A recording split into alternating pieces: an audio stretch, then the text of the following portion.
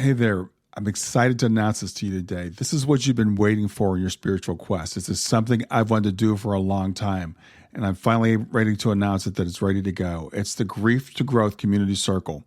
Now, this is a sanctuary where like-minded souls are united in their journey through grief and towards personal transformation. It's more than just a place. It's a beginning. It's a commitment to growth and understanding.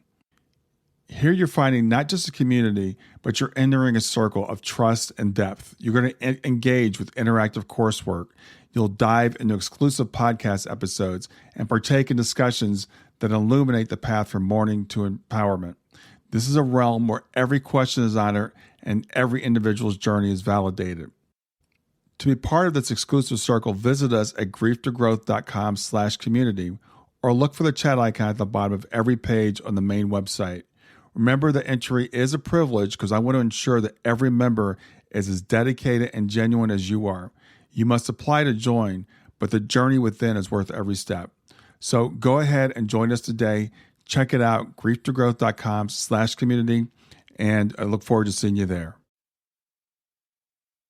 Hi there. Welcome to Grief to Growth podcast. Your host is Brian Smith, spiritual seeker, best-selling author, grief survivor, and life coach. Brian believes that the worst tragedies of life provide the greatest opportunity for growth. Brian says he was planted, not buried, and he is here to help you grow where you've been planted by the difficulties in life. In each episode, Brian and his guests will share what has helped them to survive and thrive. It is his sincere hope this episode helps you today. Hey, everybody. This is Brian back with another episode of Grief to Growth. And today I've got with me Krista St-Germain. I'm going to read her bio and then we'll get started as we always do. Krista is a master certified life coach. She's a grief expert. She's a widow. She's a mom, and she's a host of the Widowed Mom podcast. When her husband was killed by a drunk driver in 2016, Krista's life was completely and unexpectedly flipped upside down. After therapy helped her unfurl from the fetal position, Krista discovered life coaching, post-traumatic growth, and learned the tools she needed to move forward and create a future she can get excited about. Now she coaches and teaches other widows so they can love life again too. So with that, I want to welcome Krista St-Germain to Grief to Growth. Thank you, Brian. I'm excited to be here. Yeah, it's great to have you here. I want to talk to you about your story, what happened with you. And I know you said in your introduction that therapy helped you. So I'd like to also find out what type of therapy you found that actually helped you to get through this. Yeah. So my husband was my second marriage, kind of my redemption story after the first marriage didn't end well. Mm-hmm. And so I had met a lovely therapist, amazing therapist, while I was going through my divorce. And so I hadn't seen her in quite a while, but she was one of the first calls that I made after Hugo died. And so I don't know in terms of style of therapy, if I would classify it much more than just by saying I got a chance to tell my story as many times as I needed to tell it to make it real to my brain.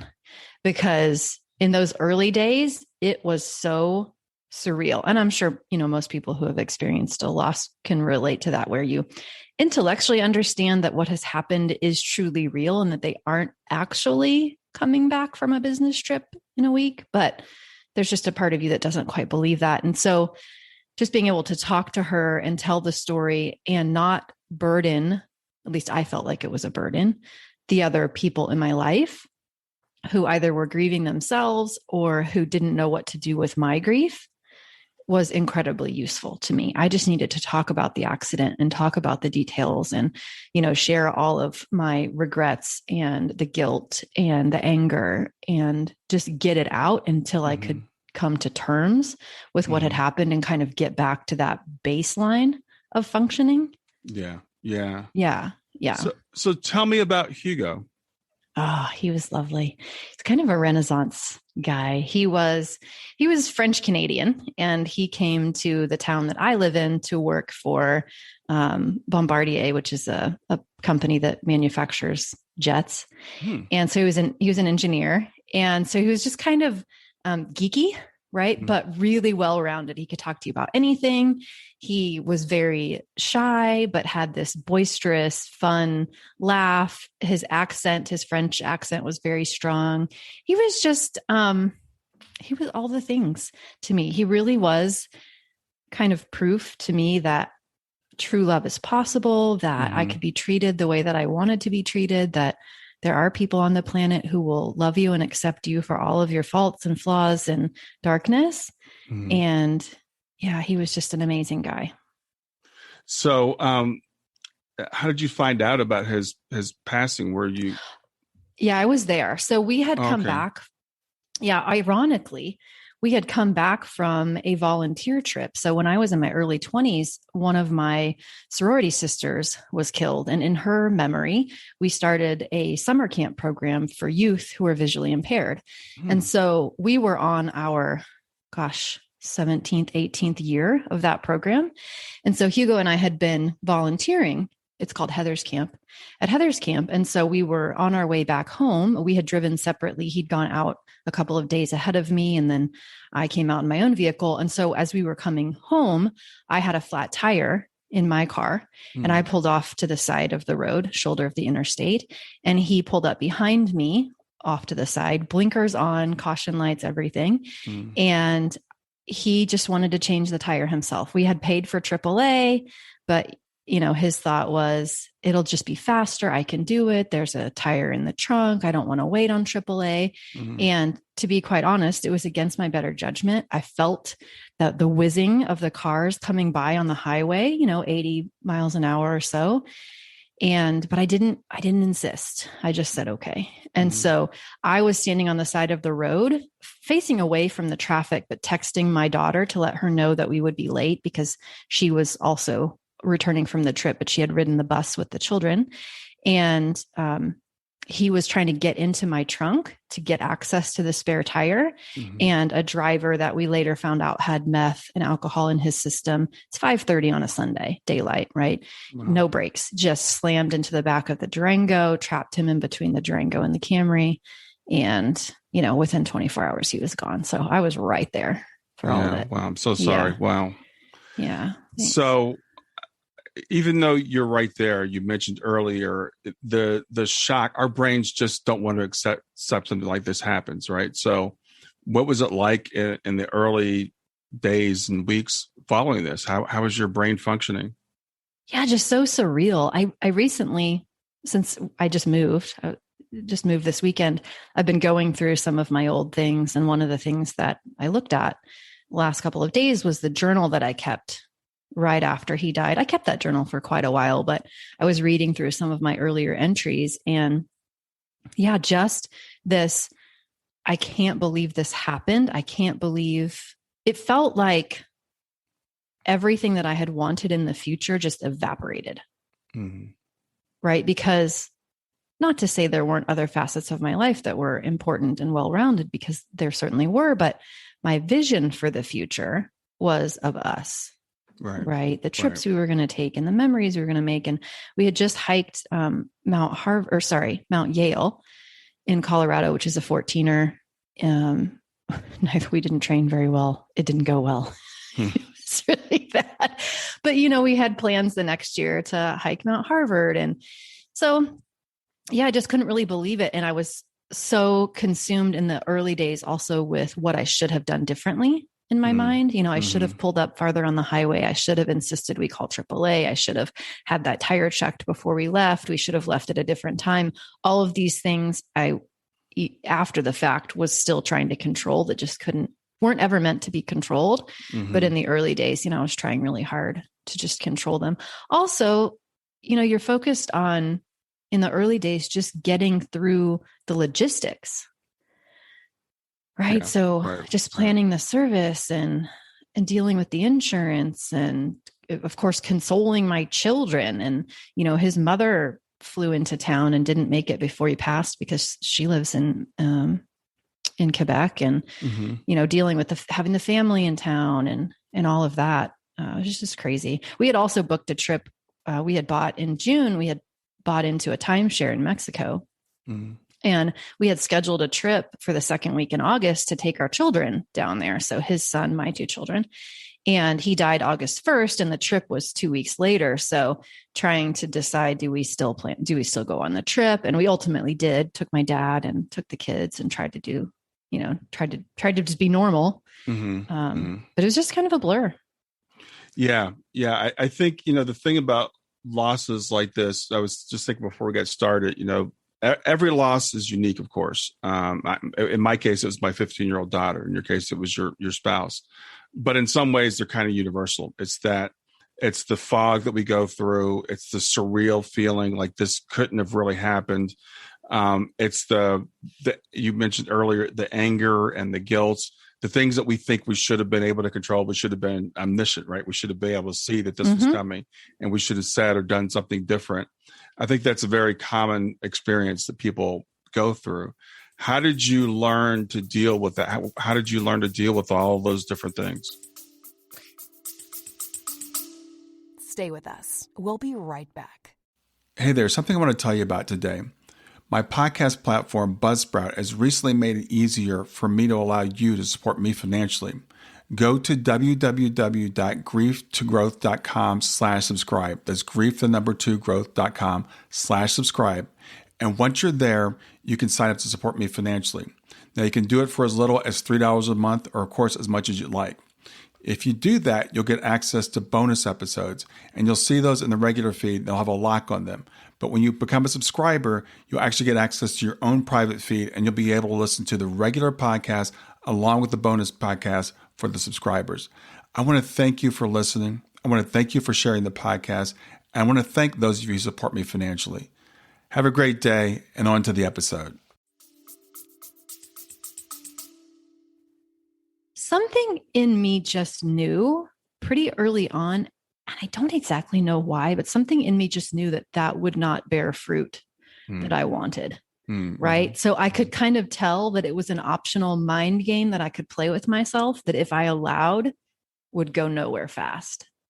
And so somehow I was able to just kind of, I don't even know if it was shut it down, but just pivot a little bit in my thinking and just go, okay, yeah, we could have done it differently, but we didn't. And, whenever we're focusing on what we can't control, then that limits our ability to focus on what we can. So what can we control here? Here we are in this moment. This has happened. What aspects can we influence, and where do we want to put our energy? I think some of it maybe came from just a lifelong love of self-development. And, I started at 16 reading A Return to Love with Marianne Williamson, and, just always kind of on this spiritual path and self-development path. And so this, I think, I had a lot of tools already in my tool belt of life and life experience. And those things, they just were available for me to play off of.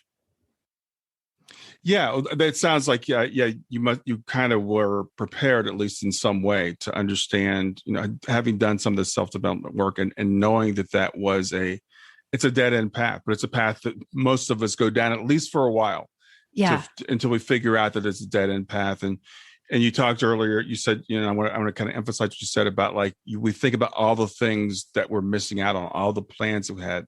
And that's what we focus on. Suddenly we get very laser focused on that one aspect of our life and how it's going to change. So, and I'm saying this for the benefit of the people that are listening that have gone through this, because a lot of my clients are like, there's something wrong with me. I feel like, the brain fog and all this stuff. And it's like, no, this is a very common thing that we go through in this type of situation. I remember with Shana, you were talking about all the logistics, the family coming into town and making. And so a lot of people go on autopilot for the first few weeks, and they'll even say, well, I feel like I'm numb. I'm not feeling anything. And it's because your brain's just kind of, you've gone into robotic mode. You're just doing the things you need to get done. Yeah. And I'm in retrospect, I'm glad for that, because I think if I had felt the full impact of the loss instantly, it would have so overwhelmed me that I don't think I would have been able to function. So I think I'm really grateful that it did feel numb and hazy and confusing. I mean, there was still a lot of tears and a lot of railing, but to have felt the full brunt of it would have been just incomprehensible. Did you feel any resentment to an outside force, whether it's God or anything else, the universe? But you this is your second chance at marriage, and it sounds like it was great. How did that play out for you? Pardon me. Oddly, I didn't. And I know a lot of people do. And I don't want to say that I didn't in order to make anyone else think that they should be thinking the way that I was thinking. But I think my belief was that God, the universe, is love. Like that's where I come from, right? Like, so it's all divine, it's all love. And it's not, nobody's out there trying to harm you. Nobody's out there, punishing you for wrongdoings of your past, that I don't have to understand why it happened. And I don't even have to believe there's a purpose for it to have happened. But I don't believe, I choose not to believe that, I don't know, there's any ill will or anything to be mad about. It's just like, okay, didn't see this coming. This is not at all what I expected. This is not at all what I wanted. But yet, this is what it is. Yeah. So tell me about your family. You mentioned you have children, and Hugo has children. So how many? What ages are they? Yeah. So at the time, my daughter was 12 and my son was 9. And then Hugo's son was 17. Yeah, almost 18 at the time. And it was it wasn't actually his biological son. It was his son from his first marriage, but he had been, in Lance's life since Lance was in diapers. So it was the only father he ever knew, but technically it wasn't his biological dad. So yeah. And Lance, lived with his mother. It was really rough. It was really rough on him to lose I can only imagine it had to be really tough on the children. And so you're dealing with your own grief while you're trying to help them deal with their grief, I assume. Yeah. Yeah. It was interesting. I didn't expect, so I expected that my daughter would be the most sad. It's interesting. So what happened is that for my son, the youngest, his biggest impact was realizing that people you love can die. Because he had never lost a grandparent. He had never lost anyone that he loved. And so for him, it became about the fear that I would die. Right. And I remember him saying one time I was tucking him into bed and he said, "Mommy, I hope I die a couple of seconds before you die. That way I don't ever have to live any without you." Wow. And so it was a different kind of loss for him compared to my daughter, who she felt the impact of what she lost in the future. Even though she had never really lost anyone that she loved that was, a close family relative either, she could see what Hugo and her relationship and that relationship would offer her in the future. She was looking forward to him. He was a barefoot water skier, a snow skier. She was looking forward to that, right? She was looking forward to him helping her with math. He's an engineer. So those things came easily to him. He was, would have been the one helping her with calculus. Yeah. And she was looking forward to that. She was looking forward to the French. She wanted to learn French from him. And so for her, it was just a different kind of loss. And then for Lance, it was, the loss of the only solid male role model in his life at a very important age. Yeah. Yeah. Very important age. Yeah. So, how are your kids dealing with it now? It's been about 5 years. Yeah. About 5 years coming up. So how are your kids dealing with it now? Exceptionally well. I think my daughter must be an old soul. I remember one time we were at the cabin in Colorado, my dad's cabin, and Hugo loved it out there. And I was saying something about how we were looking at the valley because there's big picture windows in the house and looking at the valley. And I told her, I said, "I wish Hugo was here to see this." And she looked at me and she was like, "Mama, he's here." Like, what are you talking about? Like, how could you ever think that he's not here? And I thought, okay, she's got it. Good reminder for me, of course, how did I drift away from what I know to be true? But, for her, it was just kind of a done deal. I think, Lance ended up graduating from school, doing very well, joining the Marines, and figuring it out for himself. But, you know, you never know what it would have been like if he had had his dad here. I don't know, but I think he's done remarkably well. I put both of my kids in just a little bit of grief counseling, but, you know, they didn't really seem to need it that much. Yeah, that's great. Yeah. So how is, I said earlier, every situation is a little bit different. And I know what it's like for parents to have children, pass. What are some unique challenges that widows face? What are some unique challenges you face going through grief as a widow? Yeah. Such a good question. There's a lot. I think what's most shocking to most widows is they are so not prepared for how it will impact every area of life. Mm-hmm. You often don't realize how much you rely on your partner for aspects of your purpose, right? For your thoughts about the future and what's possible for you, for your self-confidence. That's always a shock. I think people perceive themselves to be confident and then do not expect how unconfident they feel going forward. It just permeates every aspect of life. Solo parenting, right? All the pressure that we put on ourselves to be both parents. So not helpful. The drama of, when do you date again? Do you date again? How do you involve your kids in that? Do you go back to work? When? Well, what's the drama if you get life insurance money and how you spend it? What other people think of your choices? How long do you wear your wedding ring? When do you take it off? All of these kinds of things that you just never really gave much thought to before. Right. And then there they are. Yeah, I can only not even imagine. But I was just thinking about that when I was thinking about interviewing you. Ironically or synchronistically or whatever, we had a friend just pass away suddenly in March. She was 49 years old. A good friend that my wife and I have known for over 20 years. Friends with she and her husband, and went over to his house for dinner a few weeks ago, and just the dynamic of.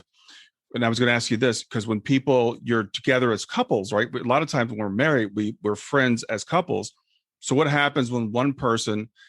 We've had people get divorced before, but when suddenly one of your friends is single, that's got to be a weird dynamic for both you and for the other people. So much so. Yeah. I just did a podcast episode on being the third wheel, because that's how it feels, right? That you are the third wheel, and how do you interact with these people? And, what if they were your partner's friends more so than yours? And, now you feel like the odd person out. And yeah, it's just, there's a lot. Relationships with in-laws can be very challenging. Yeah. I'm watching a lot of my clients right now go through to this kind of, we're coming back into a functioning society, as things start to reopen. And there have been some elements of, being at home that have been kind of easier to deal with for some people, harder in some ways, but easier in others, Right, so now right. my moms are going back to the baseball diamond and answering the awkward question of, what does your husband do for a living? Those kinds of things, or, just getting back out in the world and figuring out how to function without their person. It's really a challenge. Yeah. I'm curious, did you have friends fall away? Were there some that just couldn't handle it, or? Less so than I imagined. I was really lucky in that he and I worked together at the same company. Oh, okay. And so I don't think a lot of people have that luxury. And some people might not even think it's a luxury. Some people might choose to see it differently. But I just felt so surrounded, both by family who loved me and friends who loved me, but also by coworkers who not only loved me, but loved him, and felt that loss, felt the impact of that loss, and just rallied. So yes, relationships have changed over time, but if anything, I don't know, people seem to come out of the woodwork to be kind to me. Yeah, that's great, because a lot of times when there's a loss, no matter what the loss is, people just get awkward and they don't know what to say. And sometimes they don't know what to say. They just kind of go away. Yeah. And, I want to go over some of the things because I know there's no, pat answers for any of these, but when your clients, I'm sure they ask you questions like, when should I start dating again? Or how long do I wear my ring? And, stuff like that. So what are those conversations like? Yeah. Well, they're always, with the foundation of, I don't know what's best for your life, but you do. Mm-hmm. Right. So let's not use what Krista thinks as the authority here. Let's use what you think. And then also just timelines aren't relevant when it comes to these things. So, I wore my wedding ring for, I don't know, a year. And then at a certain point, it felt like time to take it off. Mm-hmm. I switched it from one hand to another. Mm-hmm. And then at a certain point, it felt like it was time to take it off. With how long do you keep things, clothing and memorabilia? And to me, just don't rush it. You do what feels right to you. There's no reason to rush into any of this. You do it in stages if you want to do it in stages, but it's not going anywhere. You don't have to hurry through that. Dating again. Are you looking to fill a hole, a void? Right? Because if that's the reason, you probably won't enjoy your dating experience or your relationship experience as much as you will if you go into it doing kind of some of that self-work that sometimes needs to be done and get yourself to a position where you realize, no, actually, I am whole and worthy and fully complete. And I don't have a missing piece that I need to find, or fill. Mm-hmm. I've got me. And the reason I might want to date again is not to fill a void. It's to love, to find someone to love, mm-hmm. right? To experience more love. And then it becomes about giving and less about getting. And it's more fun, right? It's not, we don't end up being so needy and clingy, and there's less drama that way. Yeah. Yeah. I think that's great advice. Cause I would also imagine, and I don't know. So I just say, did you have friends saying, okay, Krista, it's time to get back out there again, trying to fix you up? Yes. And I was not ready for a long time. And there's nothing against anyone who's ready immediately, right? Mm-hmm. The first time I went out, I remember going out with someone and I didn't think it was a date. I thought it was just me getting together with a coworker who I hadn't seen in a while. Mm-hmm. And I realized while we were on this pseudo date that he thought it was a date and I was not ready. I went to my car and I just cried. I was really angry. That was probably the angriest I've ever been. Just that I did not want to have to date again. Felt like I had worked so hard to find Hugo, right? Right. I was like, oh, I don't want to be here. I just want Hugo. It's just so unfair. And so I eased my way into it. I didn't date until almost 4 years in, 3.5, 4 years. Okay. But people do want to hook you up because they think it's a problem. We're socialized to believe that we're supposed to be in a relationship, right? Especially as women, sometimes we're taught to believe that our value is as a parent, as a mom, as a wife, and that we can't be okay alone. And so people think they're being very helpful. Mm-hmm. I'm sure. But yeah, that's not how I experienced it. We'll get back to Grief to Growth in just a few seconds. Did you know that Brian is an author and a life coach? If you're grieving or know someone who is grieving, his book, Grief to Growth, is a best-selling, easy-to-read book that might help you or someone you know. People work with Brian as a life coach to break through barriers and live their best lives.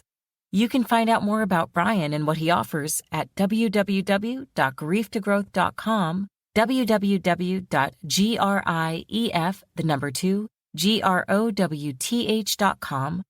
If you'd like to support this podcast, visit www.patreon.com/grieftogrowth, www.patreon.com/GRIEF2GROWTH to make a financial contribution.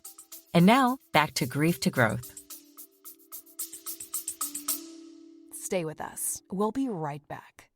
Hi there. I'm really excited to tell you about my latest ebook. It's 4 lessons that you can learn from the near-death experience without going through all the trouble of dying to learn them. I've been studying NDEs for several years now. I am completely convinced that not only are they 100% real, but that there's some very universal wisdom that we can get from the near-death experience. And I've distilled that down in this book into 4 short lessons. And I've also given you all the reasons why I believe that NDEs are absolutely real. So go to www.grieftogrowth.com/NDE lessons to pick it up for free. www.growth.com/NDE lessons. I hope you enjoy it. So let's talk about You mentioned in some of the notes you sent me, mentioned something about post-traumatic growth. So what is post-traumatic growth to you, and how does that apply? Yeah. So post-traumatic growth, I remember when I heard about post-traumatic growth, it was like the record scratch moment, where you're like, what?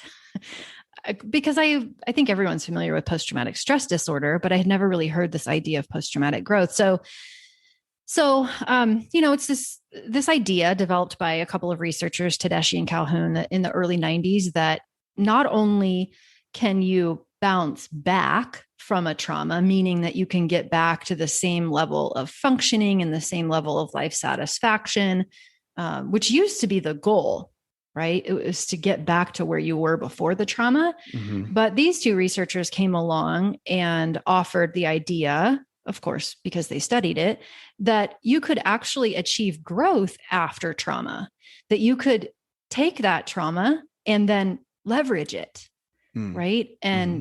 And become more satisfied with your life, live a life that's even more aligned with what you value, that's even more filled with possibility and deeper spiritual connection and better relationships and, stronger appreciation and all of these things. And so it's kind of my biggest pet peeve. I think sometimes we use this phrase new normal against ourselves. I don't know how you feel about it, but yes, it's never going to be the same as it was when the person was in the flesh right next to us. But what I see is that a lot of people use that phrase against themselves, and they'll say things like, well, I'm getting used to my new normal. And it's said with this resignation implied that life will never be as good as it once was, but I'm getting used to it. Right. And so what I love about post-traumatic growth is it just really, blows that theory up and says, no, your loss is your loss, and you get to be the boss of your life, and you get to decide if you want to grow. It's not that it's, morally superior to do that, but you get to be the boss. And I just love that. Yeah. I think that's really wise. And, I have a lot of clients will say to me, will I ever get back to the person I was before? And I always say to them, I hope you don't. I hope you become a better person, Yeah. Otherwise you're just wasting this experience that you've gone through. And there's always this tension that, we were always going to carry that loss with us, that pain, that we're going to have that longing and stuff, but it doesn't mean our lives can't be good again. And I think a lot of times, especially in those early days, the biggest thing is believing that it can be good, believing that we can actually, do well from this and do better. So I'm curious, it's a relatively short period of time since Hugo's passing. How long was it before you decided to become a life coach? Pretty fast. So that was another one of the tools that I had in my tool belt. Was I had been following a life coach, just listening to her podcast. And aware of her tools and what she taught, but really not ever interested in being a life coach. In fact, I would refer people to her podcast and I would tell them to ignore the life coach part. Because I guess I just, I don't know, I'm from the Midwest, and maybe we're slow to adapt to trends here, but I kind of thought maybe it was sketchy. So, but I got to that point where, I was back to functioning. I was back to work. My therapist was saying, you're doing so great. You're so strong, all the things. And I'm thinking in my mind, okay, thank you. And I agree that I am doing well, but also on the inside, just feeling kind of hollow and empty, and thinking there has to be more for my life than this. Like, it can't just be checking off the to-do list and going to work and feeding the children and robotically going through the motions. And two things kind of happened at the same time. One was that my therapist said, you should be a therapist. She had it all planned out. She said, I'll help you get into an MFT program. When I retire, you can buy my practice. I mean, she was ready. Wow. And so in December, so Hugo died in August. In December, I applied for that MFT program, had to wait until the following September for it to start. And in January, the coach that I had been following started a program that I joined. And so I was taking another prerequisite for the MFT that I didn't have from my bachelor's degree, abnormal psych class. And I was showing up and being coached as a part of this program that this coach was running. And it was so powerful for me that 6 months, just really 6 months of that program that I decided I don't want to be a therapist. I want to be a coach. First I thought, well, I'll just go through the MFT program and I'll do coaching on the side as I work my way through the MFT program, because it was going to take a couple of years plus working full time. And then by the time it came time to start, I decided, no, it's the scarier path to become a coach, but this is calling me and I can't ignore this call. And this is what I needed. All the tools I was learning through that coaching program were the reason I was changing profoundly. Yeah. And I just decided everybody's going to think I'm crazy, and that's okay. I'm just going to go for it. So in September, I started training. So Hugo died in August. The next September, I did my life coach training in person, took another 3 or 4 months to do the follow-up and actually get certified and finish it. And then I quit my job in January. Wow. I know, right? And I actually happened to quit my job to go and work for that coach. Okay. On a trial, which felt very safe to me because she offered me, it was a slight pay cut from what I was making, but it felt like a solid job, and it didn't work out. It was like a trial kind of job, and it just didn't work for either of us. But it helped me get out of my job, right? It helped me leave that corporate world that I was in. And so I just decided when that didn't work out, I was just going to throw myself into coaching and just go for it and not look back. And I didn't. And yeah, it was rough the first year. It took a while to build a successful business, but man, I can't imagine actually still being at that job. Most people are being laid off, production line shutting down. Yeah. It's not deeply satisfying. Right. Yeah. Yeah. So yeah, you're a fantastic example of post-traumatic growth. And it's interesting, as you were telling your story, you were saying you're from the Midwest. I'm from the Midwest. I'm from Ohio. And I would hear about life coaches, and I would actually make jokes about life coaches. There was a meme I actually posted before I became a coach that says, eat more kale. There, I'm your life coach. Because I'm like, really, is it just rich people that have life coaches that just have too much money? What's the deal with this life coaching thing? And with me, it was a friend that I happened to be working with. She's a medium, and I do this work with helping parents heal. Yeah. And she said, Brian, there's this life coaching class that I saw online. I thought you might want to take it. And I was like, why would you think I would want to take a life coaching class? And then I realized a lot of what I was doing with people was I was coaching them. And so it was kind of like, well, yeah, I might as well do this. But it still feels weird when I tell people that I do life coaching, but it's so satisfying. It's such great work. Yeah, because most people don't understand what you mean when you say that you do life coaching. They're like, well, what do you mean? What is that exactly? I think it's becoming more familiar, but yeah, it's still less known than it is. And there are different aspects. There's some people are like, I need a life coach to help me lose weight, stuff like that. Or I need a life coach. And that's stuff that I can do. But my specialty is more around grief. I know yours is, dealing with what you've gone through. So you work with widows for the most part, or is it exclusively with widows? Exclusively. Yeah. Okay. Exclusively. And honestly, when I decided to become a coach, I really wasn't planning to work with widows. I thought it would be too sad. And so I just hadn't done enough of my own work yet. And then at a certain point, I realized, oh, wait a minute, why would I work with anyone else? Why would I, right? Like I have an insight into this experience and there's nothing else out there, at least at the time, there was nothing else out there like it.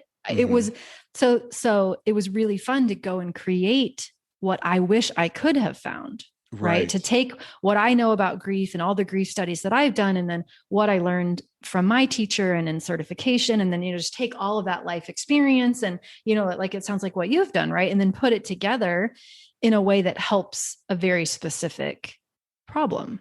Yeah. It's really interesting because I call myself a grief guide and a life coach, and I put them both out there. I've done very little. I've done a couple people that are life coach clients, but most of them are coming to me because of grief.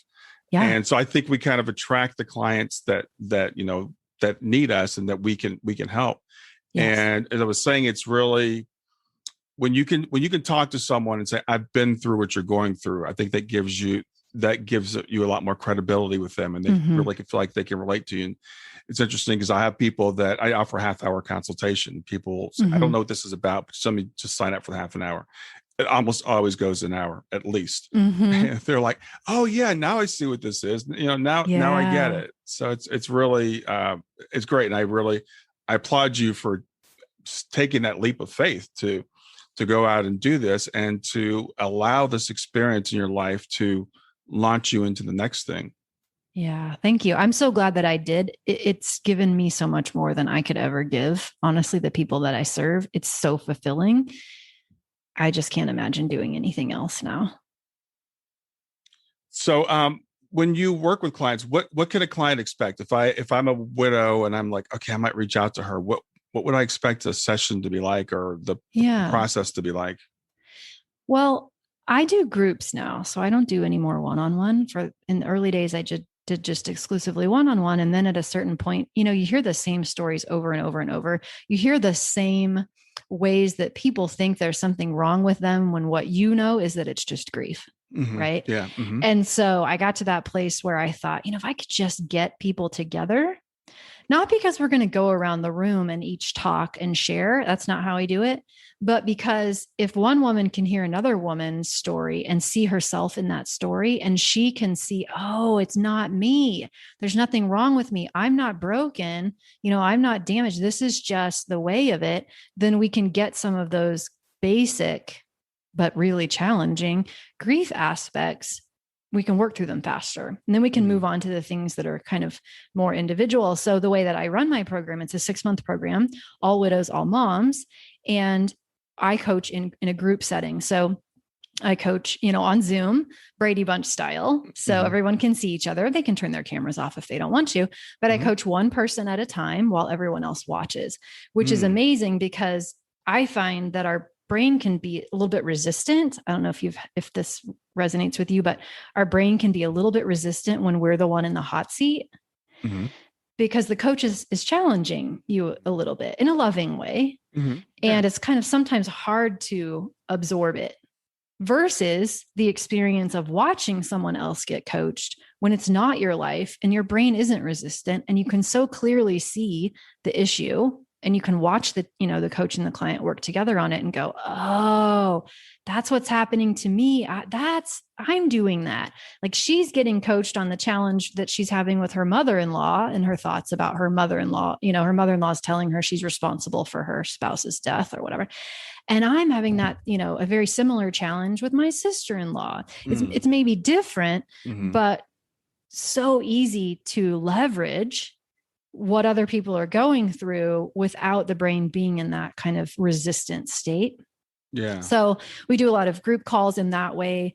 I do a lot of coaching online. We use an app so that, in between calls, because maybe something comes up tomorrow and the next call isn't until Thursday or whatever, they can come to me inside the app, a lot of celebrating, a lot of training our brain to focus on what we want to see more of. And then I also have a self-paced component to my program. So my goal is just to give people the tools that they need, all the tools that I wish I would have had, the pathway to work through the most common obstacles. Even if they don't get it all done within 6 months, they'll have it forever.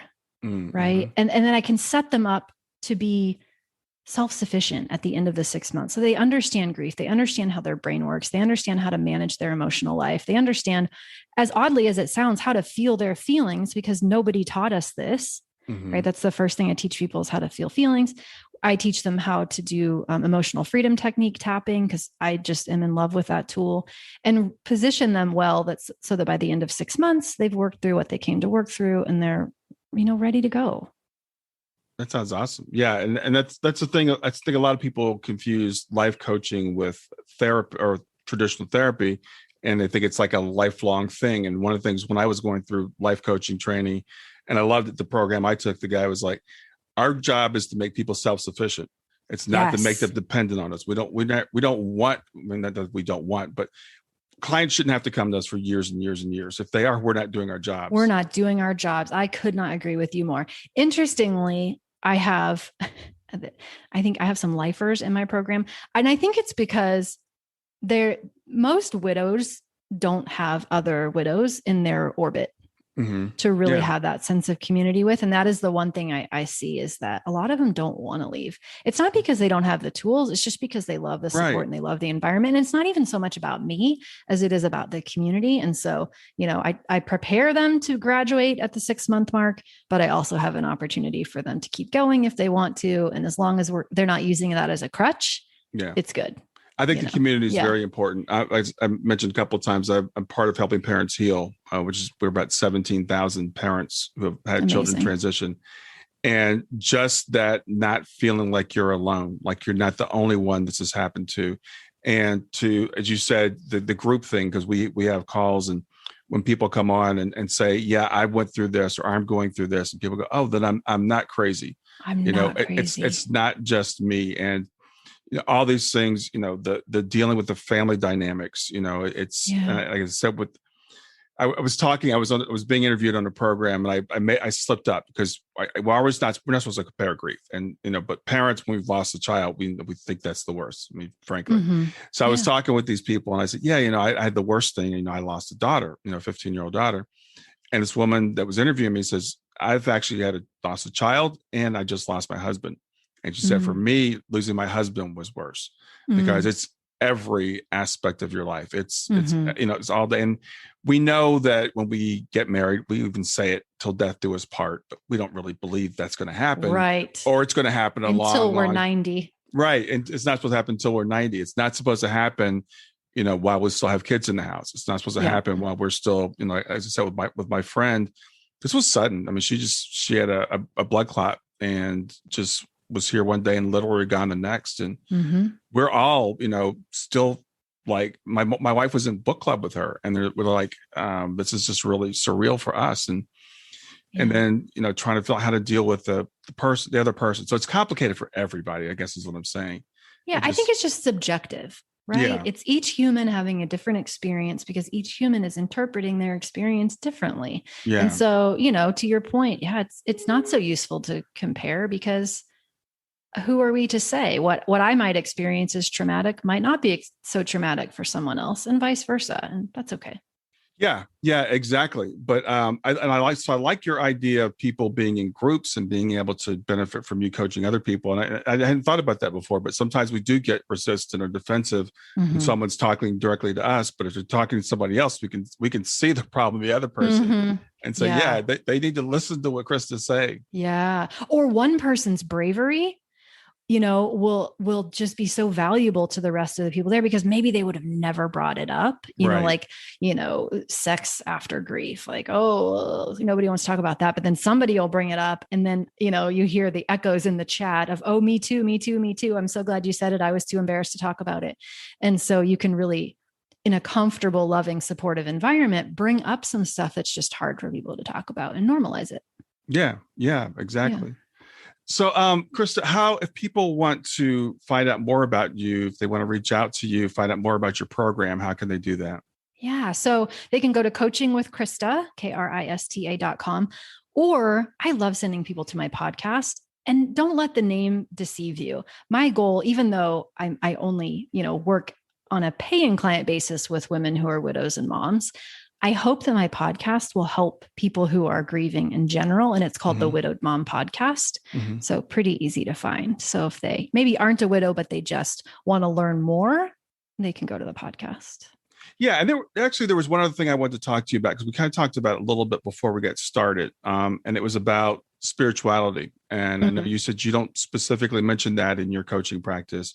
I obviously make it a big part of what I do with my podcasts and my practice. So how do you help people have hope? How do you help people, because I can only, again, when we lose a spouse, something like that, we're like, this is it. I'm just done. This is the worst thing that could ever happen. So how do you get people past that? Well, I think one of the biggest things that helps is just that they see my life's example. Right. And then I always make a point of sharing other widows' journeys so that they can see it in other people too. So they don't think that I'm a special snowflake. Yeah. Right. Because a lot of times I think that tends to happen is people only show us the highlight reel on their Instagram. And so they think, oh, she must be special. So I try to tell a lot of stories. And then also, I know this sounds odd maybe, but at a certain point, I find hope is useful when you're feeling hopeless, right?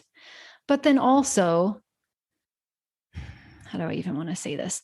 The need for hope implies that where you are is wrong. Yeah. Right? The need for hope implies that we need to be somewhere in the present or in the past. I mean, in the future or in the past, as opposed to how do we stay in the present and find the beauty here? Yeah. Yeah. That's a good point. That's a really good point because you're right. Hope implies a future state that's different from the state that we're in. So it's, I guess, a matter of helping people feel comfortable with where they are. Yeah. Yeah. Yeah. And live in this moment. Yeah. Which it might suck, but it is what we have right now. Right. And the good, I believe the good only exists because we have the context of the quote unquote bad. Right. We know joy because we have despair. And so we've been socialized to believe that the bad is to be avoided.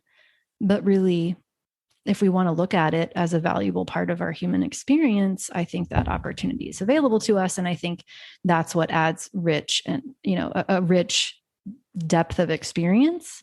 And, that's appealing to me. Yeah. Well, that's a hard lesson for a lot of us to take, right? Because we just want joy all the time. We're like, why would I choose a life that has quote bad stuff in it? Yeah. But we're sold that, right? At every turn, we're sold joy. We're sold happiness. We're supposed to be happier than we are. And that's what creates so much suffering is this idea that we're supposed to be somewhere other than where we are. Yeah. Right. When if we could just relax into where we are, as uncertain and as sometimes painful as it feels, without thinking that we're supposed to be somewhere else, we would save ourselves a lot of suffering. Yeah.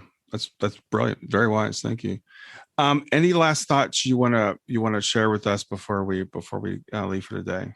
I love this conversation. I'm just really grateful to be here. Yeah, well, it's a pleasure to meet you, and I applaud you for what you're doing, which you've done, for your bravery, and then for your sharing with other people to help other people come along through this journey that. We always talk with Helping Parents Heal. This is the club nobody wants to be in. Yeah. And being, in a situation that you're in, I'm sure it's something that you would have never, wished or anticipated.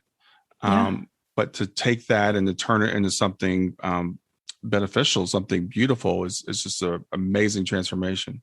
That's one thing I would say, Brian, just to add on to that, because I think a lot of times people think, well, if I'm going to grow from the experience, then I have to be glad it happened.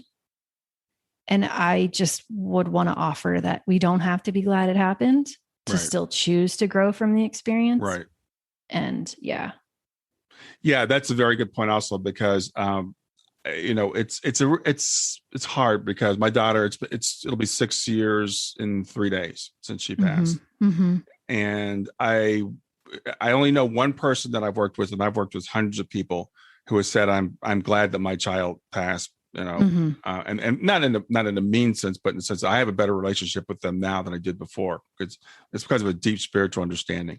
But for most of us, we're like, yes, I've chosen to make something good out of this. And yes, there's growth that's come through this, but I would give anything to have my daughter back. I would not, my human Brian would not choose this. And this is for me where spirituality comes in, because I think from a higher perspective, I understand why I'm going through this. And from a higher perspective, I can get through it. But the part of me, I'm looking at myself now, because I see Shane over my shoulder, and I miss her every time I look at her. Yeah. So I want people to understand that when we say that we're taking something and we're going to grow from it, it doesn't mean that we're glad it happened. It doesn't mean we're ever going to be glad that it happened. It doesn't mean that we don't have bad days, that we don't have bad times. I can't speak for you, but I do. I still do. And I probably always will at some point. Yep. Totally agree. This move, having just moved, oh my gosh, all the stuff that came up, just moving out of that house where I had so many memories and still had stuff to deal with. And grief grenades everywhere. Yeah. That's the way of it. Yeah, they're out there. And I tell people, don't try to avoid them. Some people say, I'm going to avoid, you can't avoid the triggers. No. They're out there. They're all over the place. Just walk through the minefield and let them blow up. Amen. Yeah. Yep. Thank you so much. Yeah. Well, thank you for being here, Krista. It was great to see you. Hopefully people will reach out to you and, learn more about your coaching program. Listen to the podcast, the Widowed Mom podcast, if you want to hear more from Krista. And then, hopefully if you see that she would be a good fit for you for a coach, reach out to her. Thank you. All right. Have a great rest of your day. You too. Bye. Thanks for listening to Grief to Growth. Brian hopes that you find this episode helpful and will come back for future episodes. Brian's best-selling book, Grief to Growth, Planted Not Buried, is a great resource for anyone who is coping with grief or knows someone who is. If you enjoy the podcast and would like to support it, there are 3 things you can do to help. The first is to share the podcast with someone that you think it will help. The second is to go to iTunes, rate, and review the episode. The third way you can support the podcast is by becoming a patron. Head over to www.patreon.com/grief2growth. That's patreon.com/grief, the number 2, growth, and sign up to make a small monthly donation. Patrons get access to exclusive bonus content and knowledge that you are helping to spread the message of grief to growth. For more about Brian and Grief to Growth, visit www.grief2growth.com. Hi there. I hope you enjoyed this latest episode of the podcast, and I'd love to hear your thoughts. What questions came up for you? What did you like about it? What didn't you like about it? I invite you to visit us at grief2growth.circle.so. That's grief2growth.circle.so to continue the conversation with me and with other listeners. It's a space to sound off, to share reactions, and to go deeper into the topics from the show. I look forward to chatting more, and I hope to see you there.